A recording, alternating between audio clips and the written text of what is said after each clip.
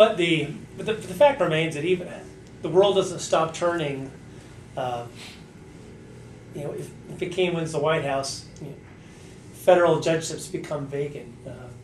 The Democrats try to pass tax increases, try to increase spending, try to put some crazy global warming scheme into place.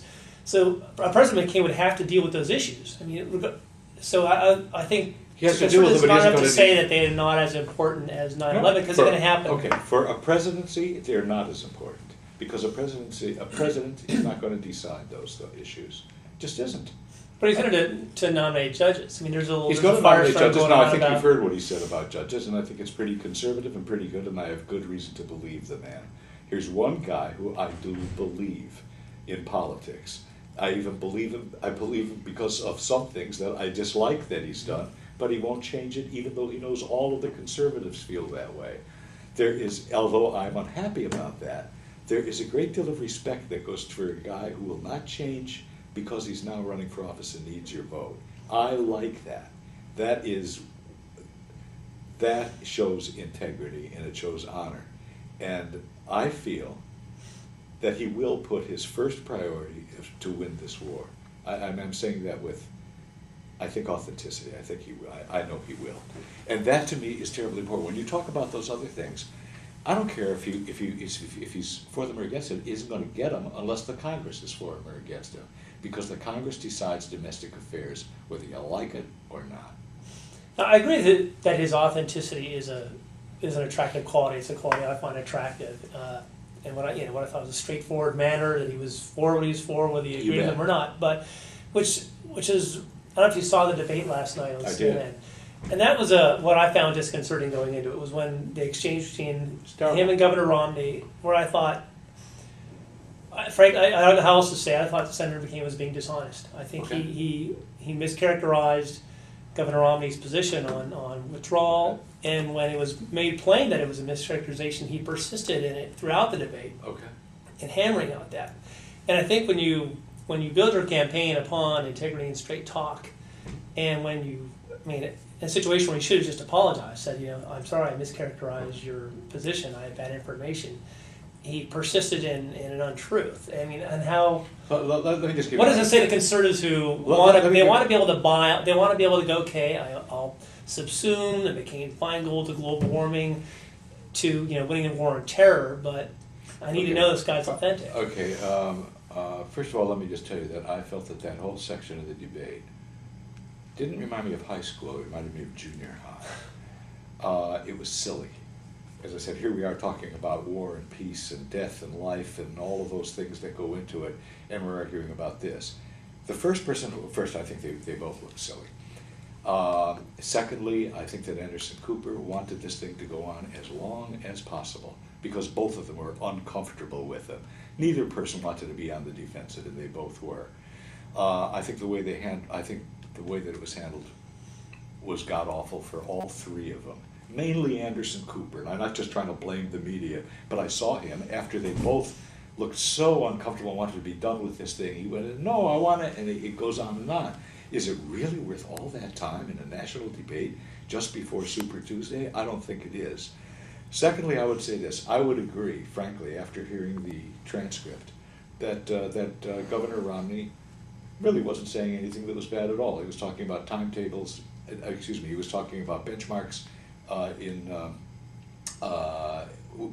in public view, but I know exactly, and I just say this because I know exactly what Senator McCain thought or meant. He kept on using the term buzzwords. Did you notice that? He said that was the buzzword at the time. That was the buzzword. At that time, I wasn't paying any attention to McCain. I wasn't paying any attention to Romney. But I started paying attention to the war.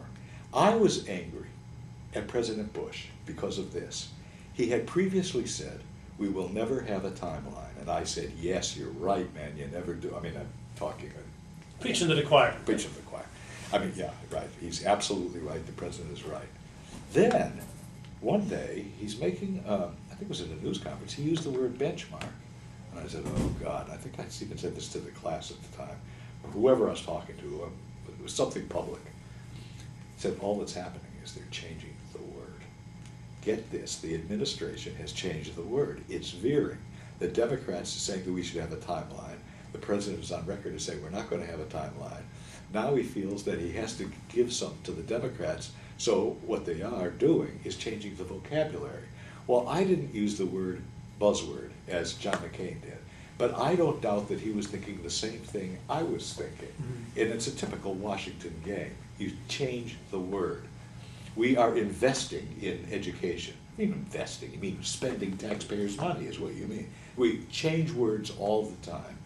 And that was one of them, and that caught me. And I know I said it any number of times to some public audience of some kind because I was so angry about it. I don't doubt that John McCain felt the same way. Then someone comes out from I mean, I'm imagining now because I don't know what happened. Some probably campaign assistant came out and said, you know, we dug this thing up from last April where he said that he was for benchmarks. Well, to John is thinking benchmarks. Benchmarks means timelines. Because that's the way I feel, that's the way a lot of people felt. He changed the vocabulary. And so I understand how the whole thing could have happened, but it's all silly. It is not important. And it's too, I mean, we're spending our time on it. This isn't harmful, but spending the time on national television just before Super Tuesday was, I think, harmful. I just think it was. So a good way away from McCain to win conservative votes in California, if he promised to name you Secretary of State, if he gets elected to the White House. You know something? I don't want to be Secretary of State. No? No. Secretary of State, frankly, I think that Condoleezza Rice had the greatest job in administration when she was National Security Advisor. She's across the hall from the Oval Office. She goes over there every time. Now she has to run a giant bureaucracy a mile away from the White House. She has to be responsible for every ambassador, every embassy, every consulate, every one of the bureaucracy, and responsible for diplomacy. Well, that means you negotiate. You negotiate with people who are beyond negotiation. And she had what was magnificent for something that most presidents pay no attention to. They generally, in time, really don't care much about this. So your dream job would be National Security Advisor? That would be excellent. That would be excellent. Yes, I accept. Well, if he promised that to you, I might vote for him on Tuesday. Thank you, Bruce. Appreciate your time. Thanks very much. This is Matt Cunningham with Red County Online. We've been with Bruce Herschensohn, and I hope you'll forward this to your friends and get it out there before February 5th. Thank you.